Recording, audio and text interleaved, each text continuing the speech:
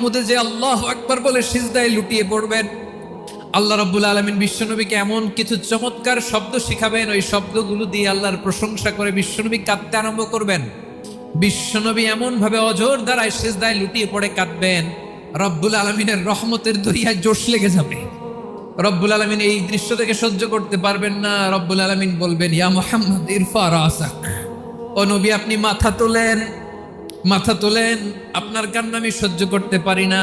নবী আপনি মাথা তোলেন, সাল তুতা, আজকে আপনি যা চাবেন তাই দেব। বিশ্বনবী এবার মাথা তুলবেন। যে বিভীষিকাময় সময়ে প্রত্যেক নবী বলেছেন আমি পারবো না, প্রত্যেক নবী বলেছেন নফসি নফসি, আমার কি হবে আমি জানি না, আল্লাহ আমারে বাঁচাও। প্রতিটি নবী বলবেন নফসি নফসি, আল্লাহ তুমি আমারে বাঁচাও, আমারে বাঁচাও। বিশ্বনবী মাথা তুলবেন, তুলে বলবেন রব্বি হাবলি উম্মতি, আল্লাহ তুমি আমার গুনাহগার উম্মতকে বাঁচাও।